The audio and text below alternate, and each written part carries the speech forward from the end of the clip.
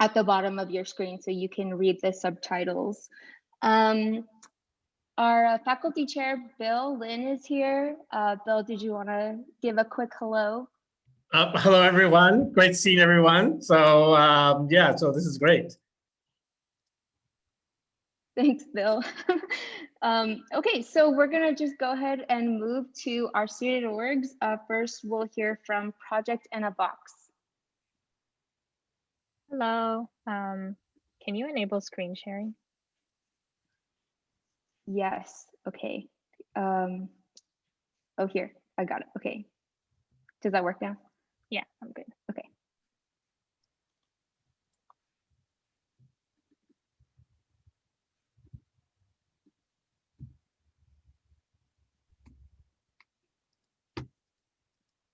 Okay, hi, I'm Sophia. I'm the president of Project in a Box.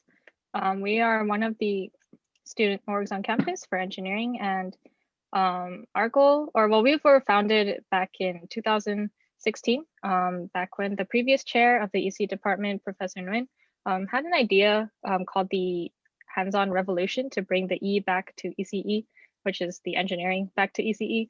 And basically a stereotype was that like, oh, if you go to UC, you don't really like get a whole lot of hands-on skills. You just, you know, learn theory and then like not as much practical skills that'll take you into industry. But Professor Nguyen wanted to change that. So he started implementing a lot of courses to bring the hands-on aspect back into the engineering courses. And so that's why we were formed, Project in a Box, in order to create content and material for the courses to use. And so in 2016, we're assembled, and we've gone through a lot of like changes since then, but our main concept has been the same, which was to answer the question of how we can make projects more accessible to students.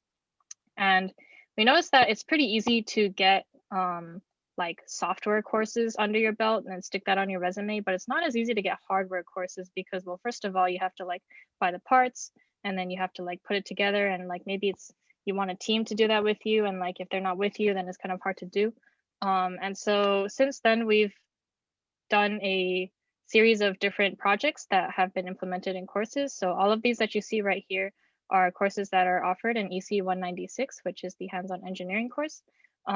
Basically, you would work on one of these for about half the quarter, and the other half of the quarter you would spend using or doing your own project with your own idea. That could be based off of the one that you did, or it could be completely different. And we've done not only college courses, but also reached out to our local San Diego community with outreach projects. So as you can see, a lot of these projects compared to these are like, they kind of look like IKEA booklets. And that's the point, because they're supposed to be easy to put together. And they're supposed to be designed for anyone between like ages like 5 through like 16 or like 21 to be able to do and still be able to learn something from it.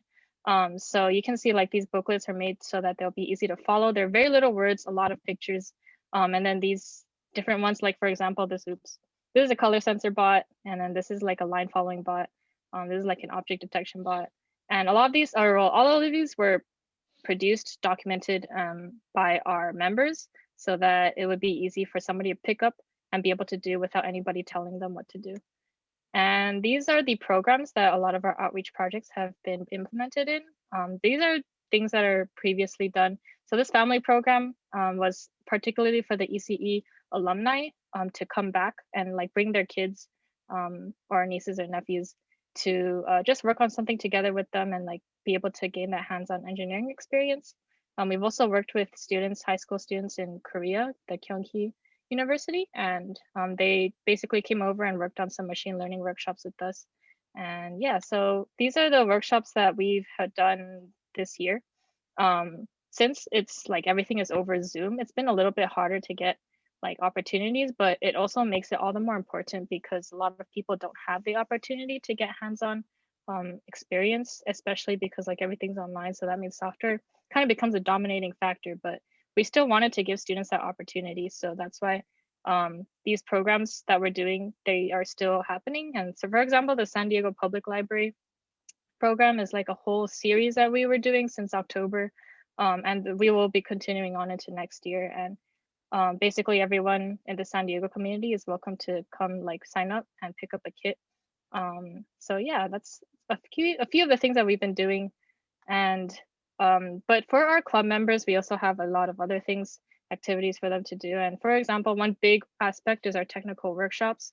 These are all the things that we've done this year. These are just like snippets of flyers that we've done. A lot of them are in collaboration with other EC orgs here. So that means if you join one, you probably get access to like all of them basically. But for example, one that's upcoming is our Inkscape and Lasers workshop.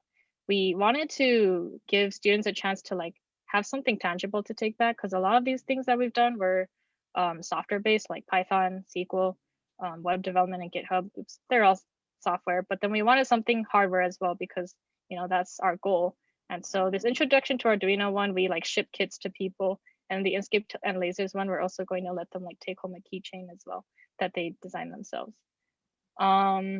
And something that is upcoming at the end of the year is our innovation conference.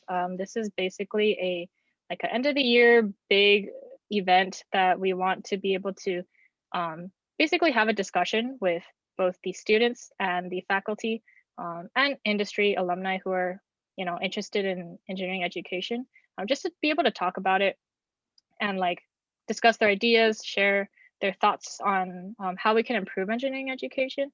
And so we are inviting like anyone, regardless of whether you're in Project in a Box or not, as long as you have like some kind of engineering project that you think would be interesting to share with people.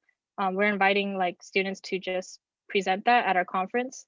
And we're also inviting people just in general to spectate, be part of the discussion, faculty, students, anybody who is interested in that. And yeah, it'll be a good time. It's on May 28th. And so we are advertising that on our social media. And so if you're interested in like just being a part of it, feel free to check it out. And that's Project in a Box. If you want to find out more information, this is our social media, and we have a Discord at the bottom where you can be up to date with all of our upcoming events. Thank you.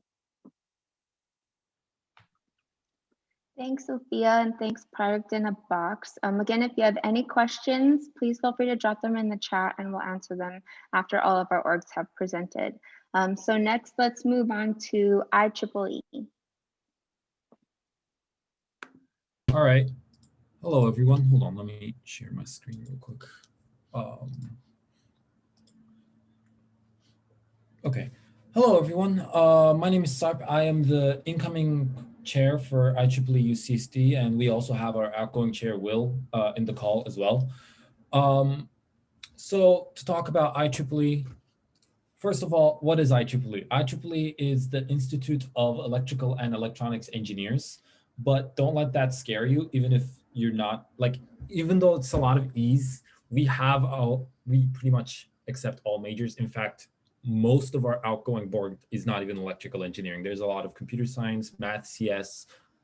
We even have a bunch of mechanical engineers. So it's definitely not only for electrical engineers.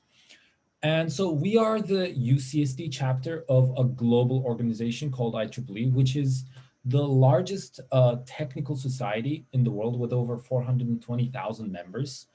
And essentially what the global IEEE does is, when you think of stuff like Ethernet, Wi-Fi, Bluetooth, global IEEE is the organization that defines the standards for those things. So each of those things has like an IEEE and then some number for like its standard. And also there's a lot of journals and publications that you can access through IEEE. In fact, as part of UCSD, you actually get access to something called IEEE Explore, which is IEEE's technical paper archive, basically. Think of it like JSTOR, but for technical publications. We also host, well, not we, but larger IEEE also hosts a bunch of annual conferences. In fact, like 5 or 6 of the top computer science conferences in the world are IEEE conferences.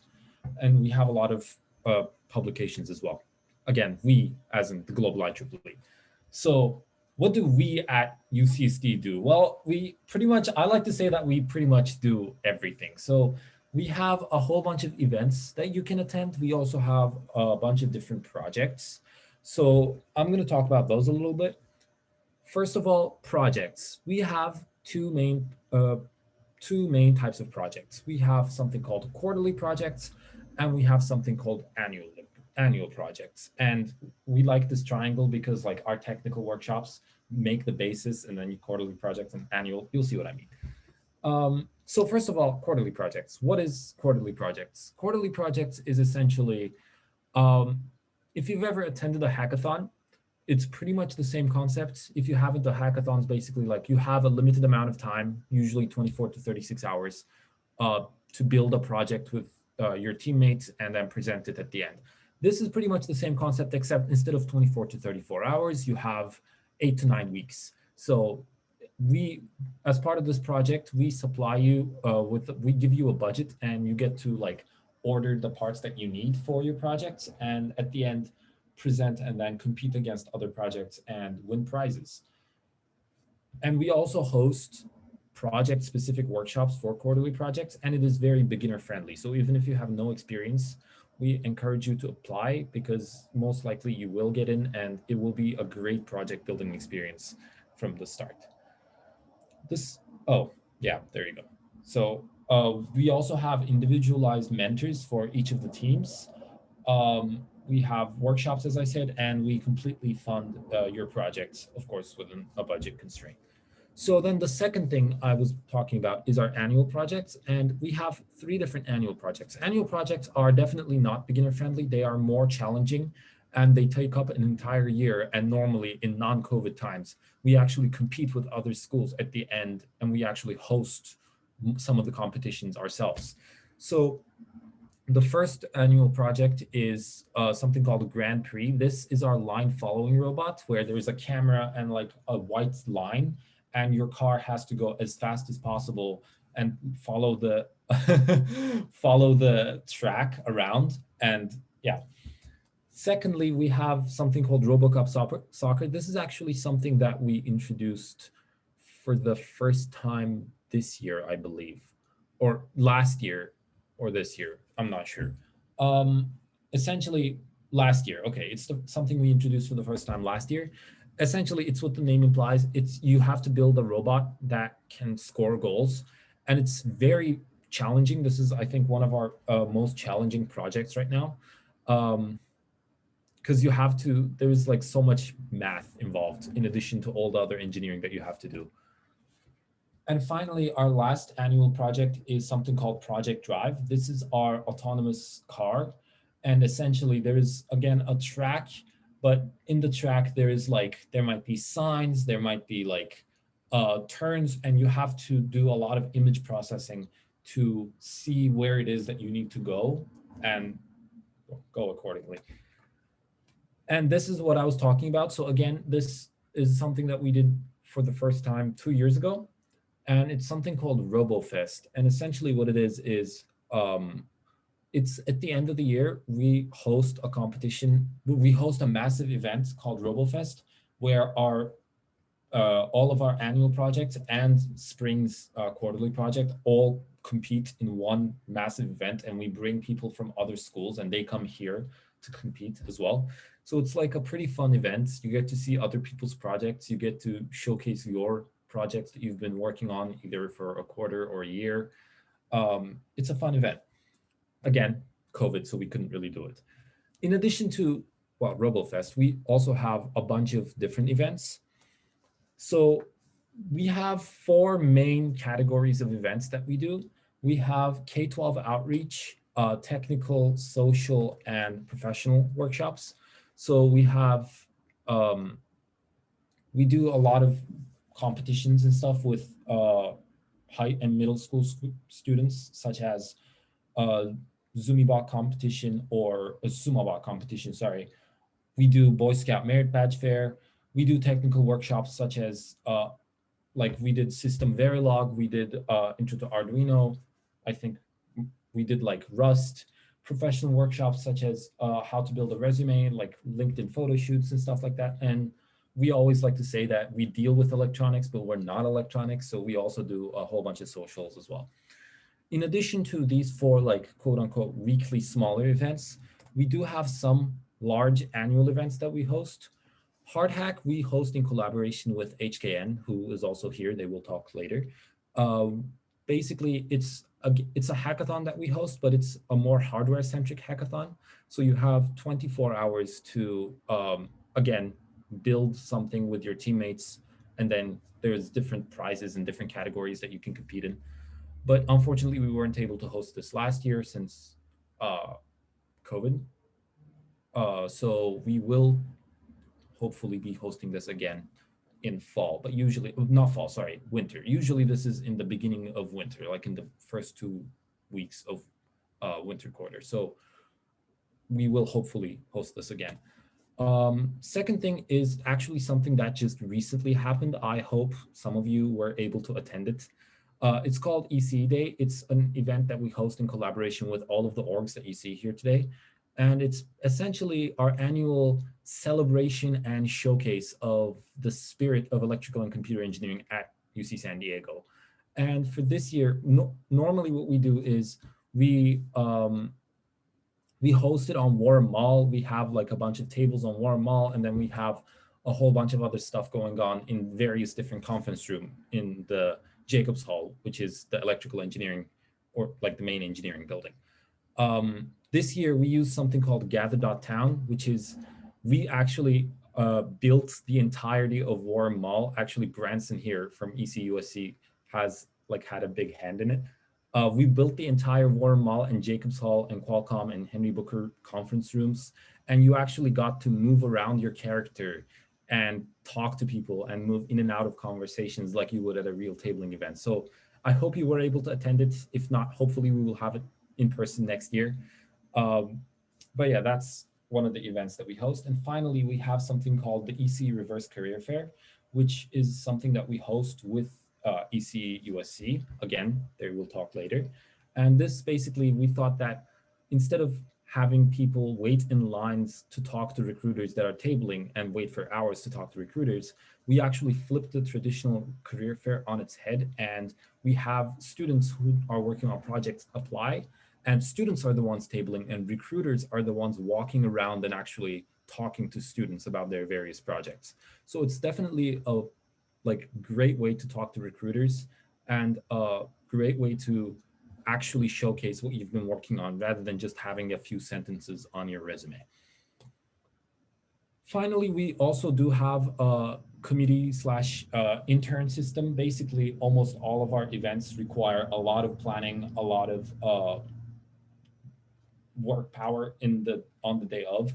So we do have our committees, which assist our officers with organizing and running events. And it's also a great pre-officer position. So if you are considering becoming an officer in the future, this is a great look on you because you've already experienced what the planning is like. So if you would like to keep up with our events, the best way, honestly, is to like our Facebook page. That's where we create all of our events. That's where we post all of our updates. And if you want to interact with us more, join our Discord. It's a pretty active Discord. And also for all of our links, you can go to linktree/UCSD. Thank you. Thank you, Sarp and IEEE. Again, this recording will be posted on our YouTube and our Facebook channels. I'll put the links to that in the chat. And if you have any questions for our student orgs, please feel free to drop them in the chat. So next, let's move on to HKN. Cool.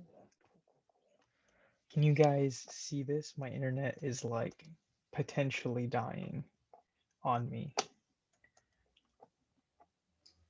I can see it, yeah. Oh no. Let's try this again. Cool. Well, hopefully you guys can see it. We are Eta Kappa Nu. We are actually the Engineering Honor Society for IEEE, and our principles are pretty much scholarship, character, and attitude. We're an organization that wants to help you all excel in your future careers, both professionally, socially, technically, all the above. So we kind of bring people in hoping to give them those skills and be able to connect them to the projects they're interested in, or just topics they're interested in and people they're interested in, and kind of just build a community of engineers and people that want to sort of exceed their expectations and grow in themselves. So we kind of pride ourselves on scholarship, character, and attitude. as the other orgs have mentioned previously, we all work pretty closely together throughout all of our events.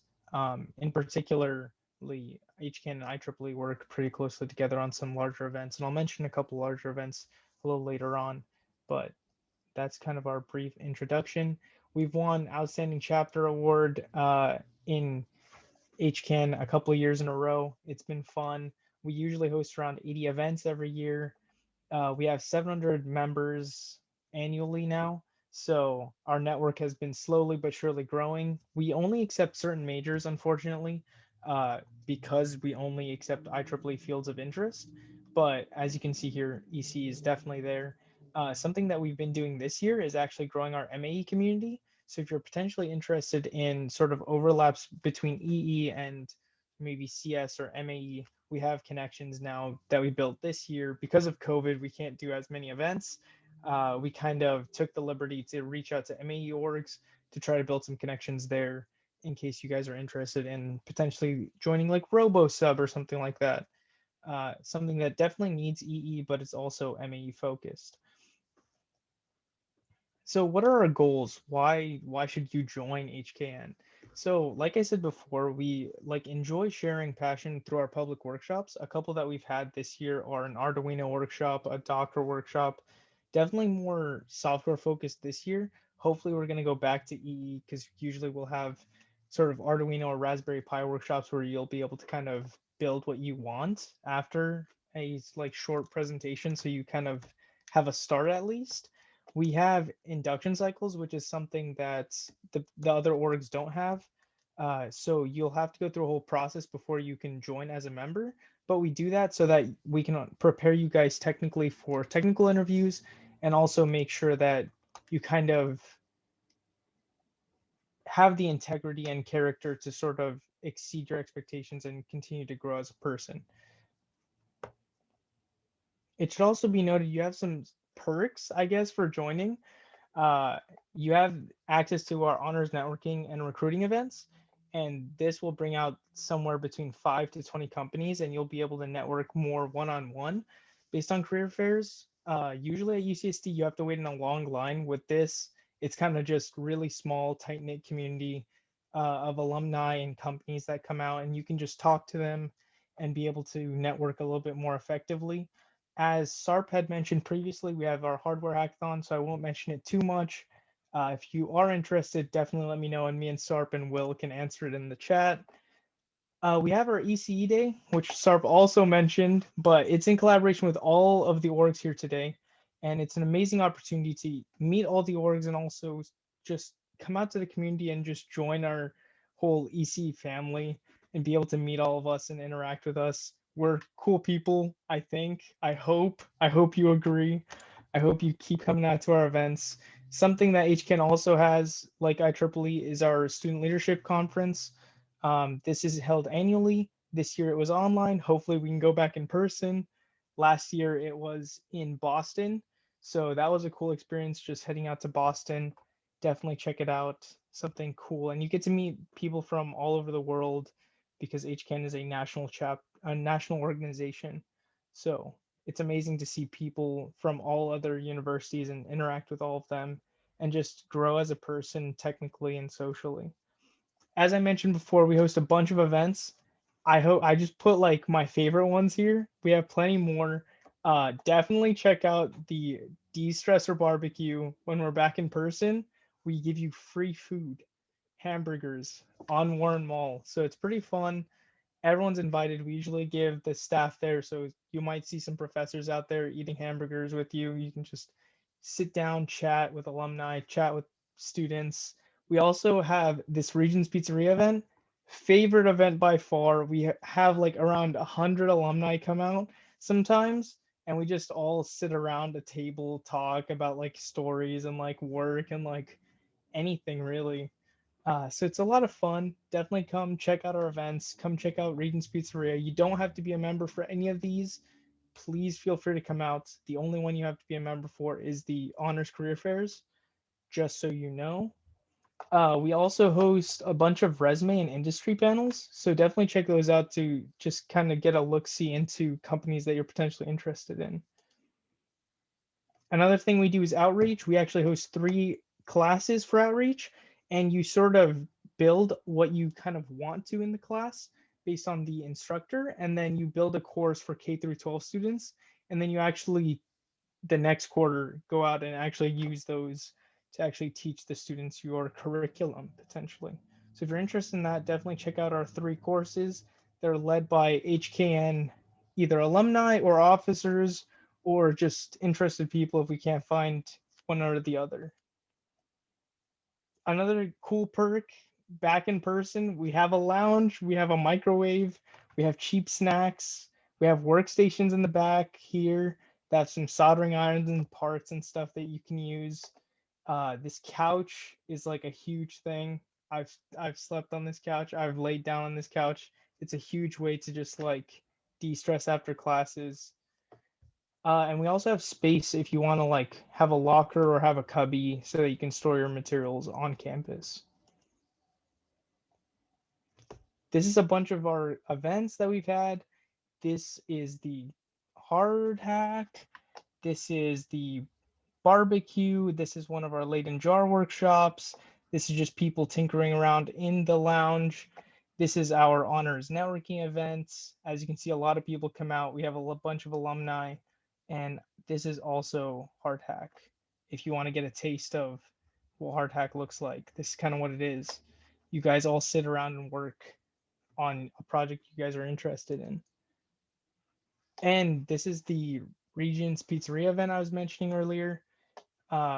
Please come out to that. It's an amazing experience just hearing all the stories of different people and how they've grown through HKN. Oh wait, I'm in this picture. Cool. Yeah. If you're interested, definitely check us out on social media. I will also post a link in the chat once this presentation is done while another presentation is going on. So you guys don't have to write any of this stuff down. Cool. Thank you for your time.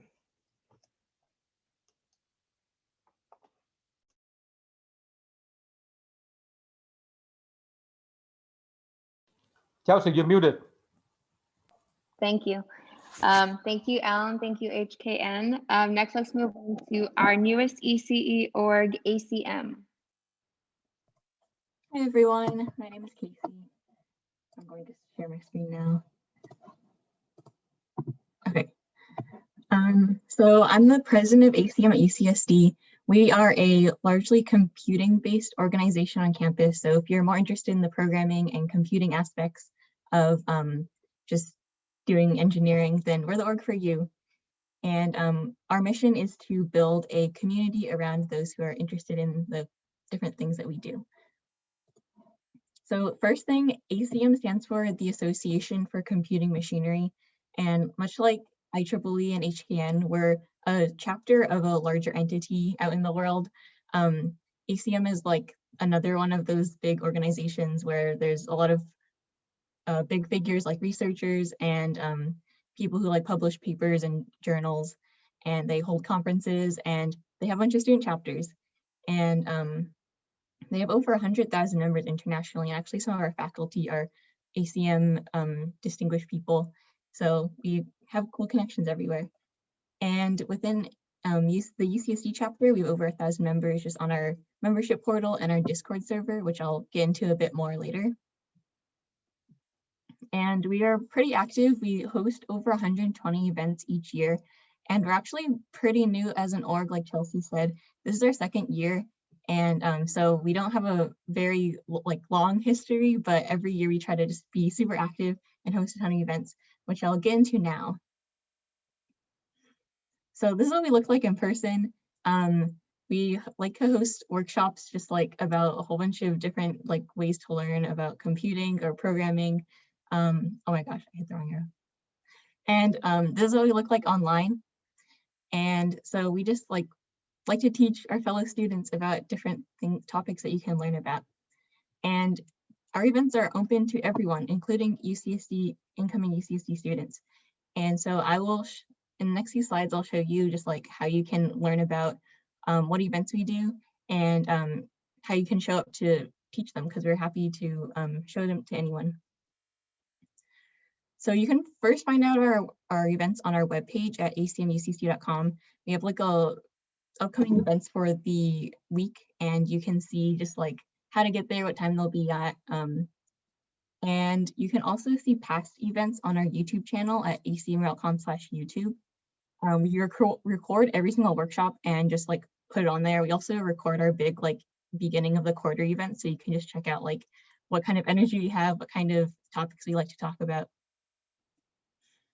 Another thing we do is projects, and as you can see, the deadline to apply just ended about a week ago, and we try to make our projects emulate what you would do out in industry. So instead of just like putting a group of students together and being like, okay, go make a project, we provide the like guidance and mentorship to do the best practices for a project. So like making a plan at the beginning and making the designs for your project and like splitting up your work between the team members and between like the front end and the back end of a web application, for example. And we've also recently expanded our projects to integrate some more specialized topics in computing. So we have some for AI, some for the intro software engineering, and as well as entrepreneurship and design.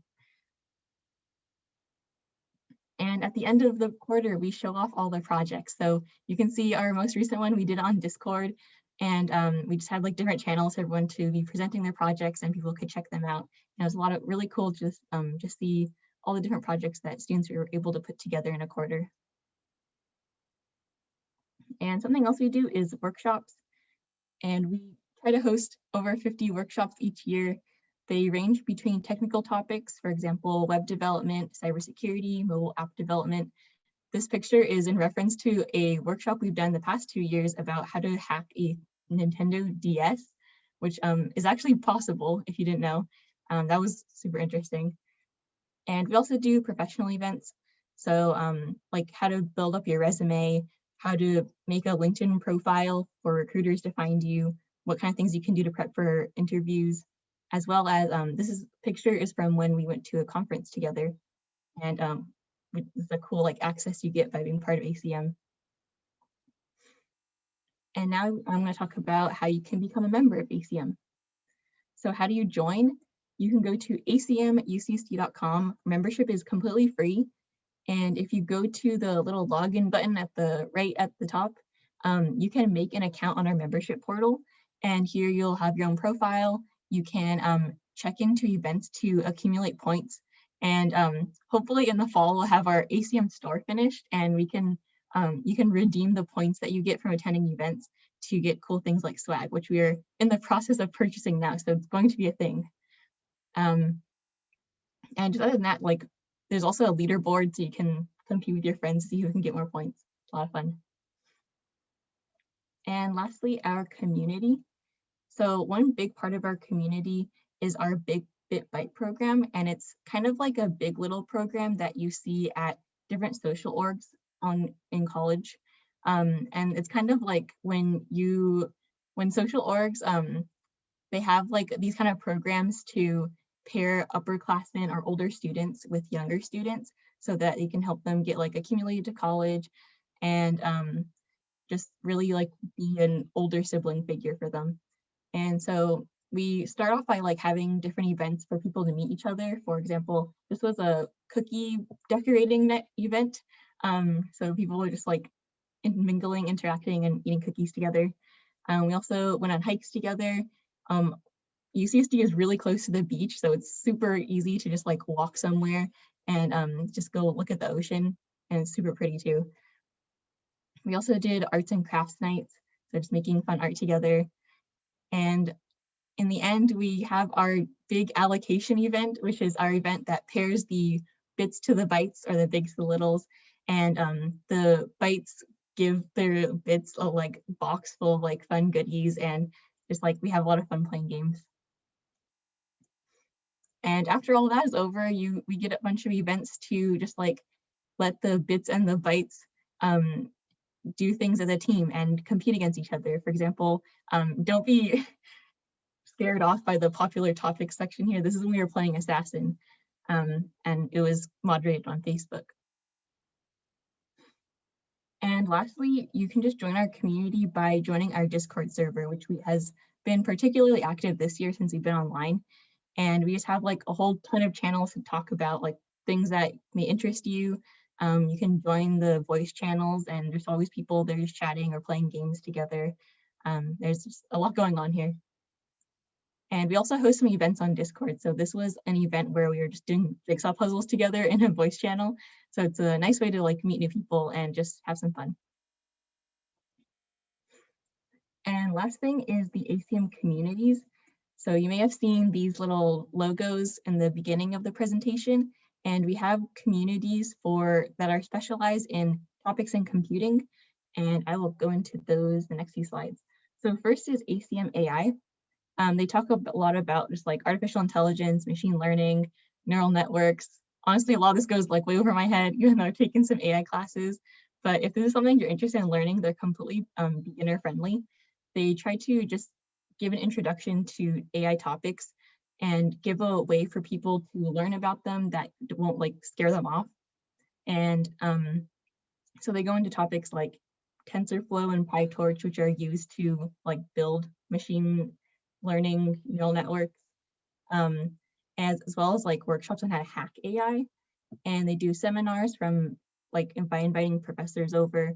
They also have a reading group where they like all get a bunch of AI related research papers and read them together because they love AI that much. And they also have competitions for people to like build their AI bots and have them like compete against each other to see which one wins in the end. And they also do projects much like the projects I was talking about earlier. And next is Acm Hack. Think of it like not as like hacking into something, but like hacking a project together, because they talk about things like software engineering for beginners to just like learn all the different tools that you may need after you graduate from college. So they focus on like helping you build web applications, so like different websites that can do things on like the user facing part of the website, and as well as the like back-end facing. They do workshops on how to use Python, and as well as how to make a mobile app. So these are all like workshop series. So you show up every week and you can learn a little bit more about that topic. And they also have projects as well, and their own Discord. Next is Acm Cyber. This is the org that's more related to cybersecurity, information privacy, encryption. So if you like just doing cryptography or just like network security stuff, this is the place for you.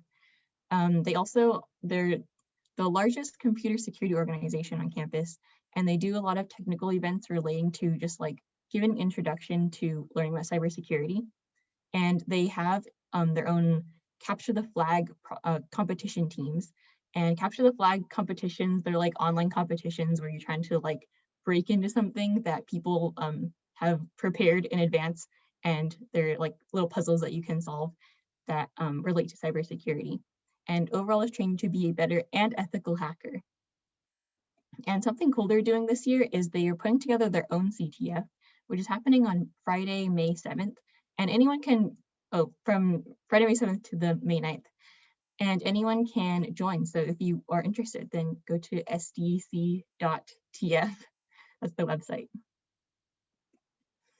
And lastly, we have Acm Innovate. They're mostly focused on doing things like project management, entrepreneurship. So if you're interested in startups or just like how to make a idea become its own product or its own company, these people are like super passionate about it. So one thing is their mission is to increase student interest in startups and demystify the endeavors of entrepreneurship. So they talk about like how to, they have CEOs of current startups like come and give tech talks and just like shed light on what their process was like, what their journey was like. They also host workshops relating to just like how to pitch your product, how to come up with ideas for them. And they do like viewing parties of cool videos or movies that are related to entrepreneurship. And they also have a Discord. And I will share the links. So here are the links to all of our different social medias. If you want to join any of these Discords, you can go to acm.com/links, and all of this and more is on it. Okay, that's the end of my spiel. Thank you, everyone. Thanks, Casey. Thanks, Acm. I'm a little confused about the term ethical hacker. So last and certainly not least, let's move to USD. Thank you, Chelsea. And without further ado, let us present.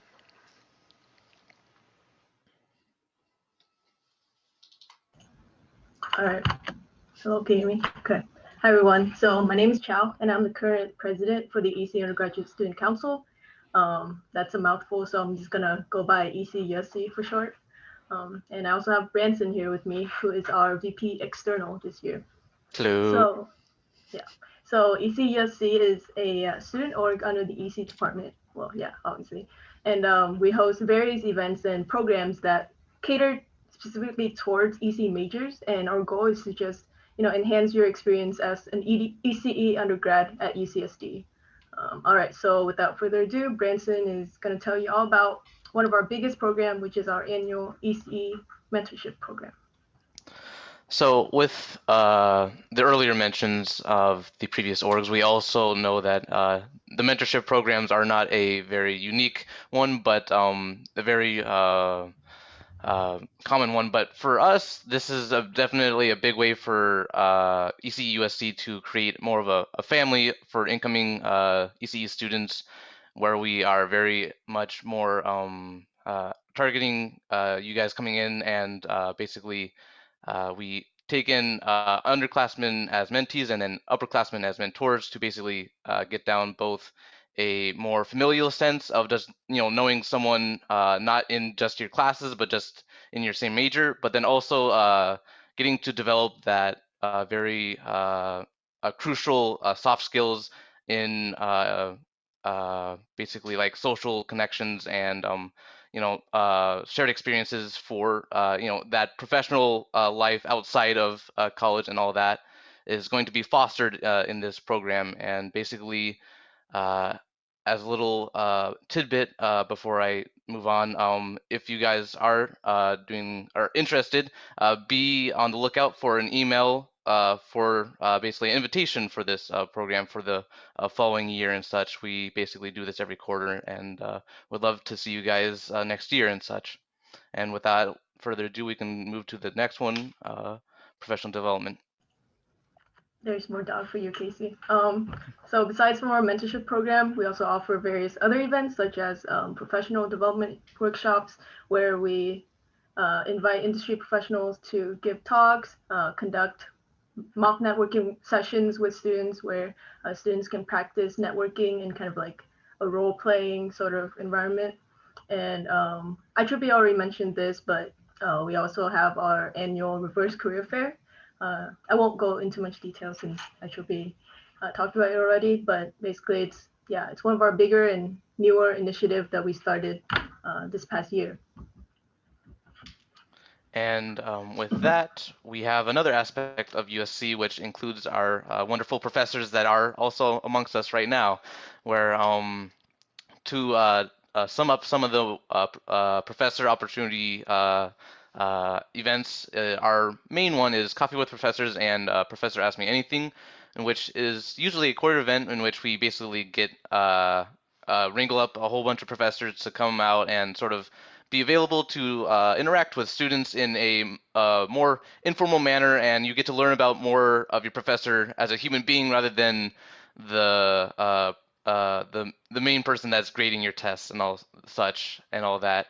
Where even furthermore, getting just to know them casually will give you a little benefit into learning more about what they do professionally, and also getting in what they're involved with as well. Another very useful event that we have is the ECE Town Hall, where basically USC as a organization basically takes this as event where we basically have the very crucial connection between faculty and students sort of align, and we use this time to basically go through and discuss what each sort of side has sort of been cooking throughout the quarter, because we know students get busy with classes, professors get busy with research, it's a very good time to have that common ground between the two and just sort of hash things out and all that. And then last but not least, we have our Ece Study Jams, where we basically hold them before Ece midterms and the finals, where we basically, before COVID sort of happened, we provided food and snacks and basically all the basic necessities so that you guys didn't have to worry about that while grinding away for those A's and such. And with that, we have our socials. All right. So this is a meme that I got from the UCSD Reddit of the UC socially dead stereotype that UCSD has, but it doesn't have to be that way, right? Because we and all the other orgs here have a bunch of social events for you to come and make friends and have fun. And there's free food most of the time, so don't miss out on those.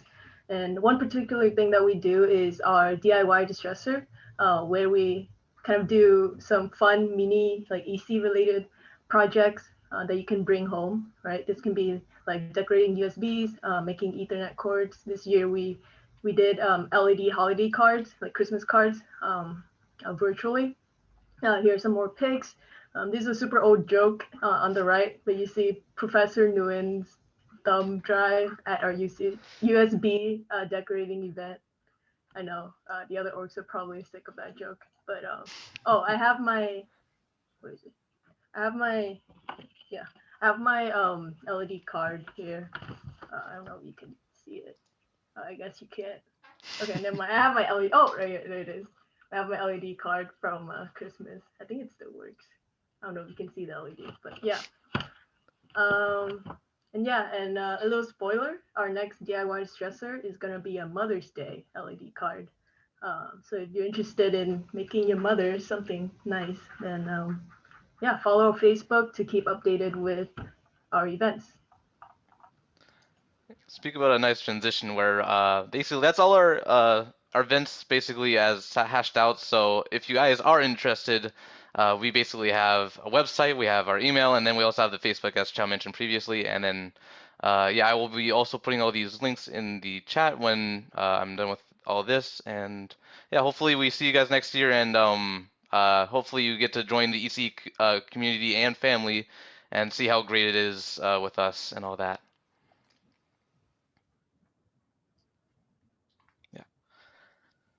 Thank you so much, Branson and Chow and ECE USC. Those are all of our ECE orgs, and hopefully you found one or all that you're interested in joining next year.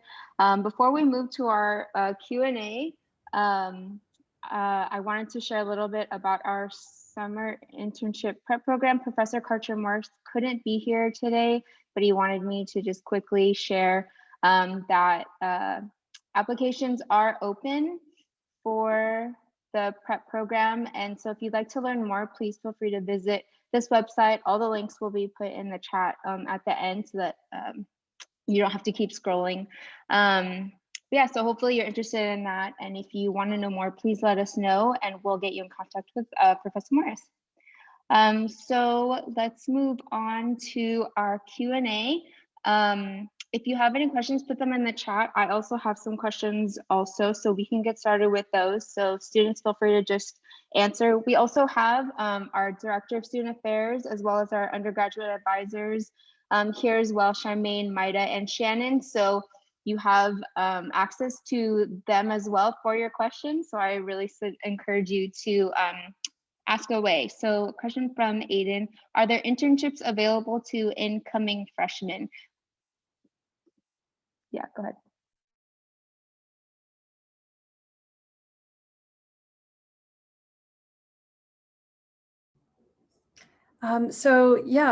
Hi everyone, my name's Charmaine. We have a special internship program that's available to ECE students called the Summer Research Internship Program, and freshmen are eligible to apply for that. So the summer after your first year, you may be able to participate in research in a faculty member's lab. So we usually get roughly, about 80 students who participate in that summer research internship program. And that's a great way to get started on a research project. it's a really good opportunity for not only for freshmen, but also for upper year students as well. But it's a particularly good opportunity for freshmen because if you're competing for other internships, industry internships, you may not have, as much experience as upper year students or master students who are sometimes competing for the same internships, but it's a great way to get started and to build your resume and to learn new skills and to just get into a research project. Oftentimes students work in teams in the SRIP program. So you may be working with other undergraduate students, or you may be working possibly with some master's students or PhD students, and even some postdocs, depending on the project that that you get accepted to. So yeah, we do have that in our department, and it is definitely available to first year students. Thank you, Charmaine. That actually brings me to my first question. What is the likelihood of getting an internship after your freshman year?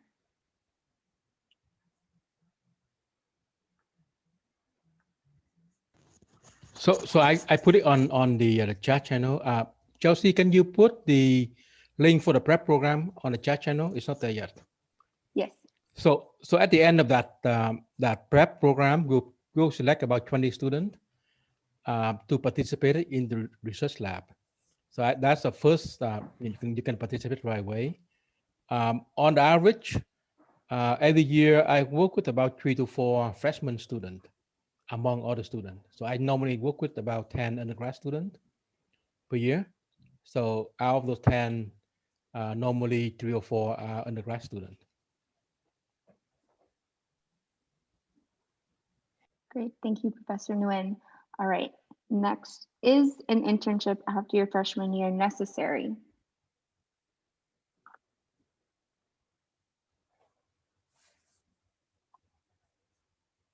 I guess I could take this one. I would say like the more experience you have, the better. Obviously, if you can't get an internship, it can always be supplemented by other things, either projects in other orgs, leadership positions, or just other opportunities in general at UC San Diego. So I would say if you can, obviously shoot for an internship, but I would say you can also just supplement it with like projects and stuff that all the orgs can provide and everything that the university and department provide.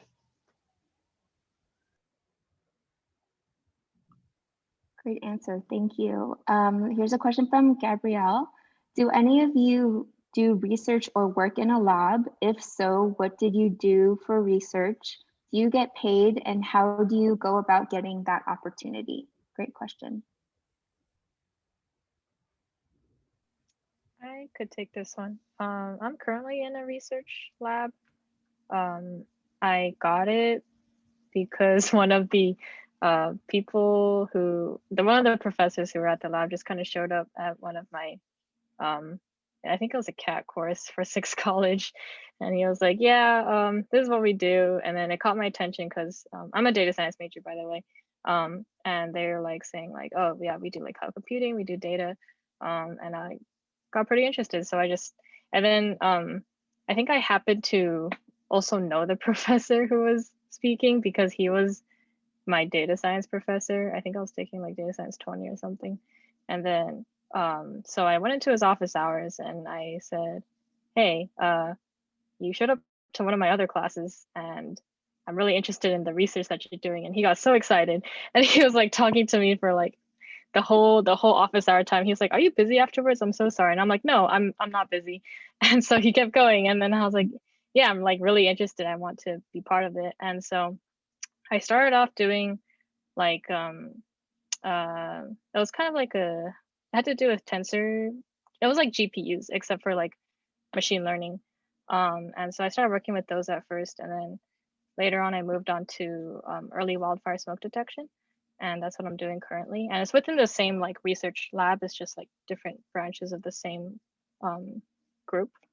And yeah, so I did get paid before COVID hit. And then after COVID hit, I didn't get paid, but it's completely fine because I feel like what matters more is the experience that I'm getting and the fact that I enjoy what I'm doing and it's related to what I want to do in the future. And so honestly, like how I got it, I think I was really lucky. Like the fact that I happened to know the professor and the fact that I happened to be in the class. But I would say like, basically you can go ahead and talk to any of your professors because they're probably working on some kind of research. And if you just ask them, like go into their office hours, see what they're working on. And if you happen to like it, then you can just say, hey, like, I'm really interested in what you're working on. Do you need an extra hand? Not only professors, but also TAs too. TAs, like grad student TAs, they almost always need an extra hand with something. And so if you are interested in what they're working on, I'd say totally like talk to your TAs, talk to your professors. Office hours are amazing. Yeah. So maybe I can say a few words. I think in the last few years, we've had anywhere from 70 to 90 undergraduate students participating in the summer research internship program. And so it's a significant number, probably much more than anywhere else at other universities. And admittedly, more of those students are third year and fourth year students than first and second year. But we do have a number of students that are in the first 2 years in the summer research internship program. I think one of the great things about this is that for whatever reason, professors, once you start working with them, they will almost treat you like a graduate student in a sense. They won't just give you, toy problems to work with. They'll actually give you problems that they would give their own graduate students. And a lot of times with very complex concepts, it's much easier to understand the concepts if there's something, concrete that you're working on. And so I'm working with a couple of undergraduate students this year, and I'm having them work on problems that are related to optimization.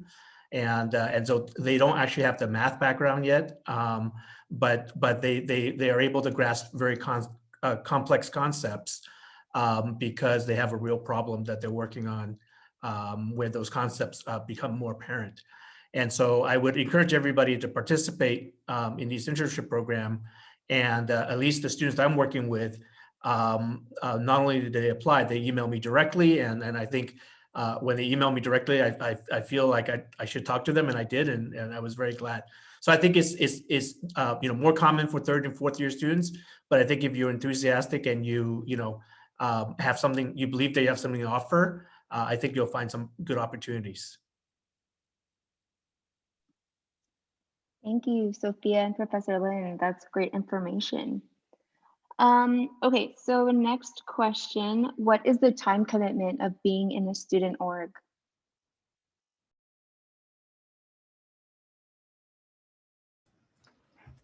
I think that could be answered in two different ways. If you mean by just being part of a student org as in like an attendee, I would say it's hardly anything. Going to the events are usually once or twice a week, where that's like 2 to 3 hours a week. You would want to expect putting into a student org and such. If you're talking about like student org position, as in like part of being the exec or just the overall board, I would probably expect that to be in the higher numbers. I know it probably varies from org to org on just how many officer positions there are for different orgs. At least for my org, we're a bit of a smaller one, so we definitely have a more close-knit but definitely more time-intensive work, because we gotta get out and try and perform as much as all these other amazing orgs you see here and such. So it definitely depends. I would also like to mention that for projects, especially, you would probably have to put a little bit more time into whatever project you are a part of in a student org as well. And as Branson said, it does vary from org to org, and most of the time it's just how much time you want to put in. That's how much you get out of it.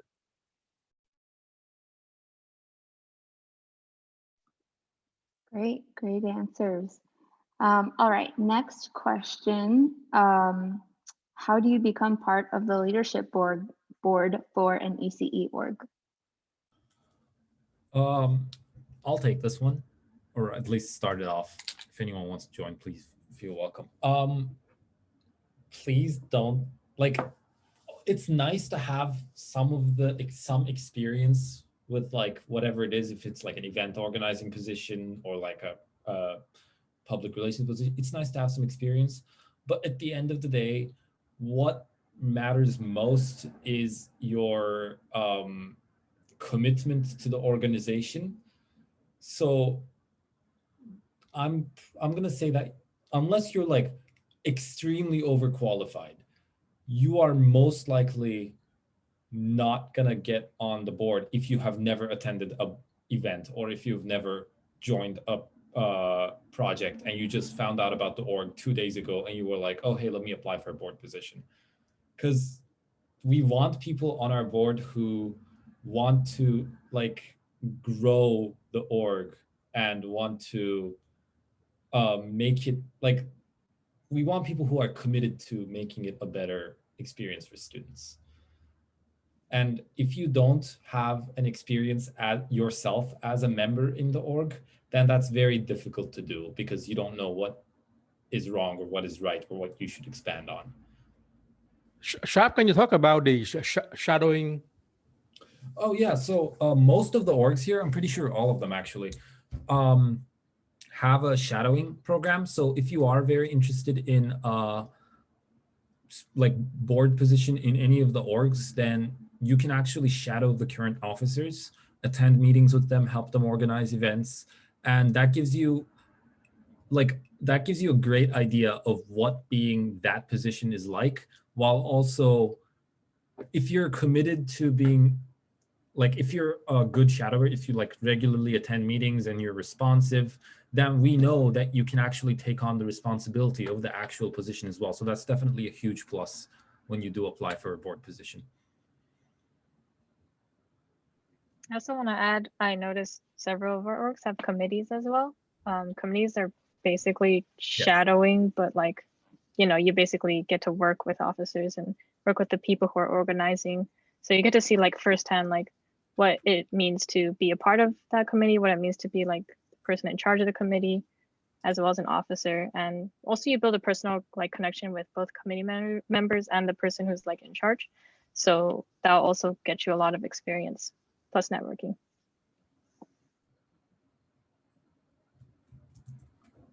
Great.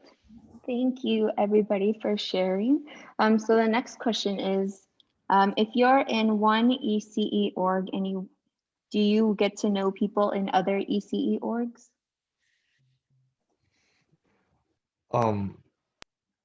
Yeah, okay, I'll start off with this. I'm actually like technically part of Acm. I'm part of their BitBuy program.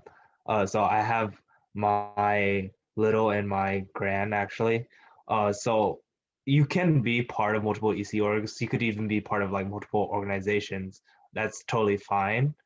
Like it's actually probably encouraged as well. And you like through all of our meetings and stuff, I'm pretty sure we've had like so many meetings with like these same people right here. So you do end up getting to know a lot of different kinds of people from different organizations as well. So it is a good networking opportunity as well. Yeah, I just wanted to add that a lot of the orgs actually collaborate with each other. Like for EC Day, for example, I know Branson and like Sarp are probably best friends by now from just EC Day organization. But also like something that we started this year, actually, over winter, I think, was we started to have like EC orgs kind of social competition where we have, I think our first one was like a quiz bowl where the EC orgs just like split up into teams and played against each other. And yeah, it was very fun. I will say, first of all, that was Chow's brainchild, so great idea. But also, it's very interesting going into one of those like ECE-wide socials and realizing that you pretty much know everyone, no, even if they're not even like in IEEE or like in your org. It's interesting how many people you meet from other orgs without even realizing it. And then you go into like an EC org social and you're like, wow, I know everyone here. Oh my God.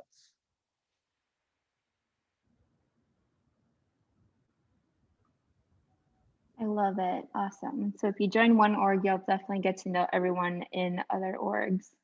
All right, next question. Is it feasible to do a double major or have a minor? Very much so. I even take myself as an example because I'm doing a minor in Japanese studies actually. But also as another anecdote, I also have my brother double majoring in math and then also in electrical engineering as well. So it's very doable and such. It's just a bit of a rough ride in more of the double majoring sense. I would definitely recommend if you're going down that path to have some summers ready to take some classes during that time. But other than that, it is very doable. You just gotta be determined and go through the motions and such. There's definitely a lot of resources out there to get you like sort of started and such. So don't be afraid. I'd say I would totally agree with that. It is definitely doable, but it's something that is made easier with careful planning. So the sooner you know that that's something you want to pursue, the better. And then you can just carefully plan your courses for each quarter and for just to make sure you get in all the requirements that you need. So we have quite a few students who do a major in ECE and a minor in something else, like Branson was mentioning, and some students who do double majors. The only restriction is that students are not allowed to do a major, or they're not allowed to double major or do a major and a minor within the Jacobs School of Engineering. That's a Jacobs School of Engineering rule. But other than that, you're welcome to pursue that option.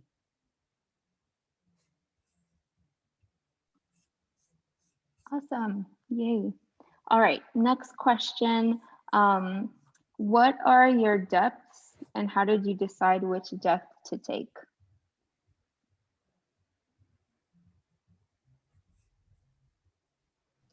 I guess I could go first. So I'm a circuits and systems and also power engineering depth.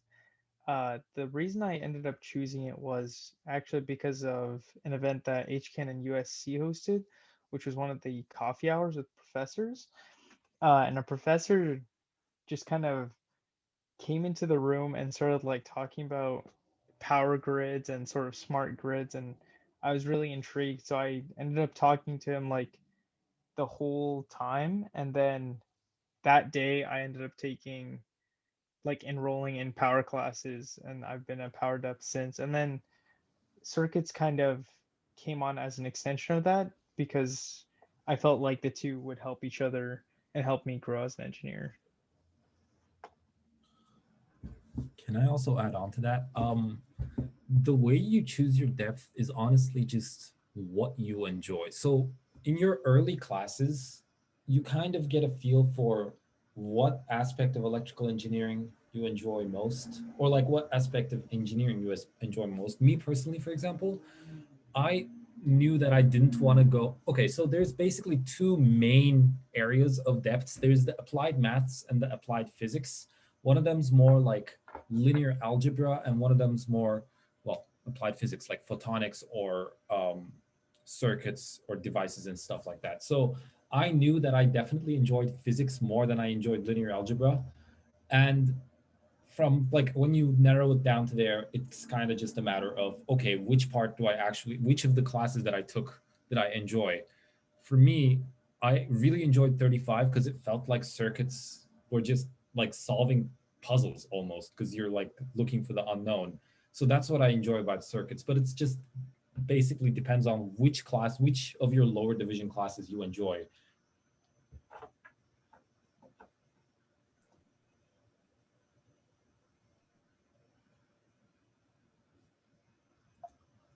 Before anyone else shares their depths, Maida or Shannon, can you explain what a depth is? Sorry, we should have done that first. Okay, so only electrical engineering majors are required to select a depth, and usually students start taking them in their the spring quarter of their junior year or their senior year. So electrical engineering is a really broad field with many areas, and ECE offers 8 different depths. So a depth is like a specialization, and you don't have to pick one depth. You will have one main depth, but you can take courses in other depth sequences to satisfy your electives.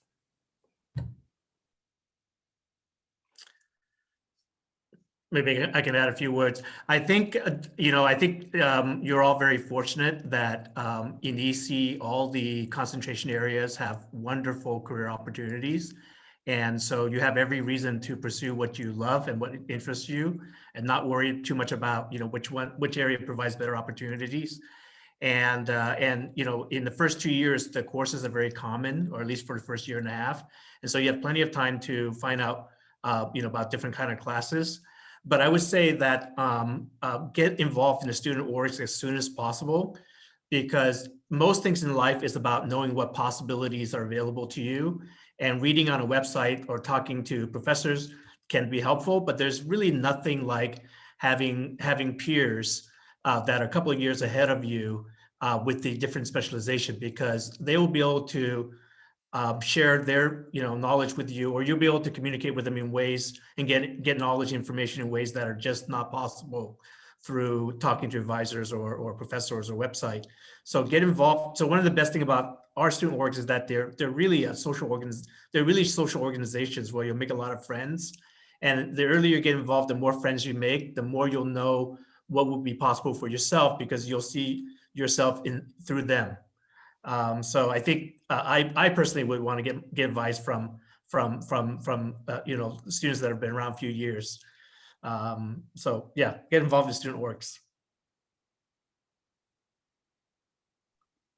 Great advice. Thank you, Professor Lin. Are there any other students who'd like to share their depths before I move on? Okay, no problem.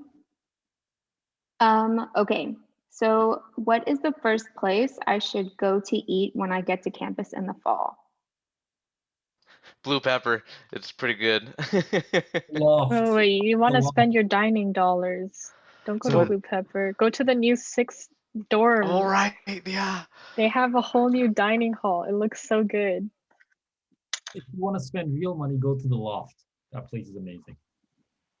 If you want to spend $90, I would agree going to the new 6 thing. I went there once or twice, and their ramen is actually pretty decent.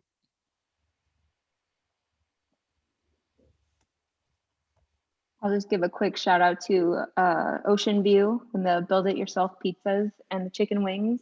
Ocean View. Ocean View is the place to be. Until 1 a.m. Okay, so next question. What are some things or places I can do around San Diego to have fun or practice self-care while also being safe and following social distancing protocols? Go snowboarding at Big Bear. It's 3 hours from San Diego.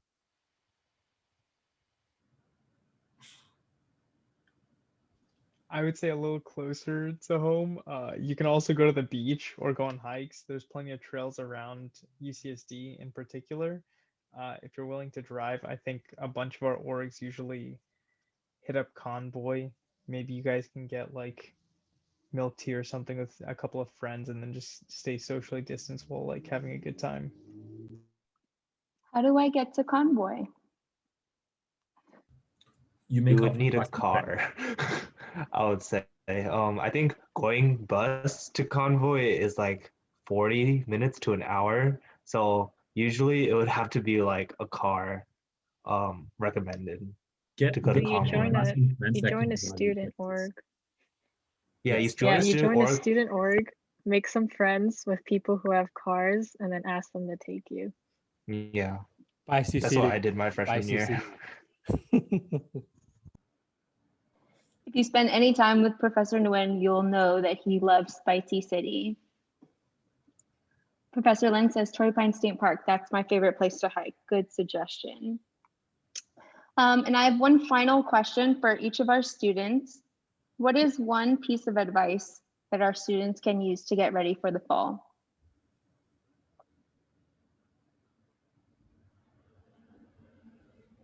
I can start off. I would say like first quarter, don't try to overload yourself and try to like readjust to like college and how like it's entirely different from high school. You don't have a set schedule. You set your own schedule and everything like that. So try not to overload yourself for that, at least for that first quarter. Yeah, I'd definitely say get involved as soon as possible. Join orgs, throw yourself out there, get some free food. come to events. Yeah. There are a lot of questions about internships. I think like late summer to early fall is like prime time for like getting your resume ready, and like talking to people and like trying to apply to stuff already. And we also have a lot of professional workshops hosted by our orgs who will like help you critique your resume or, you know, get you ready to like do your elevator pitch.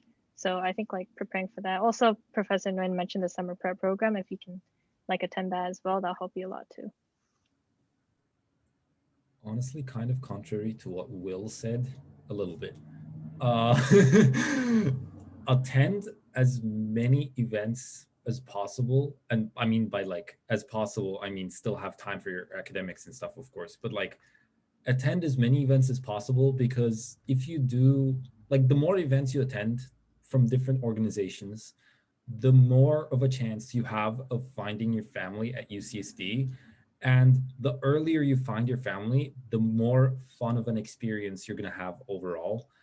And I just want to point out on that point that like, even if you find an org that does exactly what you want, if you don't like the people, don't stay in it. When it comes to choosing what student org, when it comes to choosing your student org, people matter more than what the organization does itself. Because if you, they're gonna probably and hopefully end up becoming your closest friends. And if you just join an org that you don't like the people in, you're probably not going to have that great of an experience. So join as many events and try to find the org that you really can connect with. Yeah, I completely agree with everything Sarp just said. Also, when you're a freshman, like this is the year when you're gonna have the most amount of free time, and UCSD hosts a lot of like events, not just within student orgs, but like UCSD itself. There's always like things going on, so there's just like a lot of opportunities to just get involved and try things out. And so, yeah, I think the consensus here is just like go to these things and just get a lot of experiences, because college is only so many years. A weird way to like find out about a bunch of events is there's a Facebook group called Free Food at UCSD, which just posts any and every event that serves free food. And it's a great way to meet random people that you otherwise would never have met.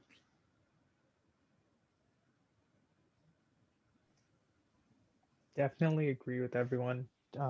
Get started early.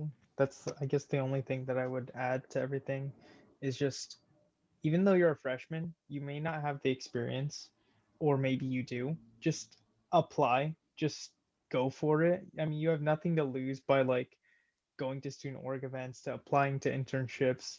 Definitely check out the summer research internship program. I got my first 2 opportunities there. So that's an amazing opportunity. Just don't be afraid that like just because you're a freshman and don't have like maybe enough experience, like don't let that hold you back. Just go for it, because you don't really have anything to lose.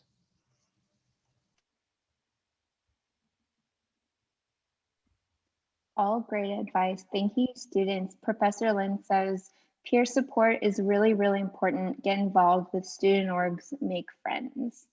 Great, great, great advice. So that brings us to the end of our showcase. Thank you everyone for joining. Before you go quickly, I just want to share that ECE is on social media, and I'm going to go ahead and show you all of those platforms at this time. Oh, this black bar always. Okay, so we're on Facebook here. You can find us at UC San Diego ECE1, and we have our YouTube channel, which is where this recording will be posted. So please feel free to follow us there. We have our LinkedIn page. So we have a page as well as a LinkedIn group. And we are most active on our Instagram, and we're really trying to hit 1,000 followers. So please follow us and join our community there. It's pretty fun, if I do say so myself. And you don't have to remember all these links, because we do have a link tree, which is right here, and I'll put that link in the chat. So thank you everybody for coming. Thanks for watching here on Zoom, on Facebook Live, on the replay on YouTube. We can't wait to meet you in the fall. Hopefully we'll get to meet sometime in person. Other than that, have a great evening and congratulations again on your acceptance to ECE and UC San Diego. And we'll see you in the fall. Bye.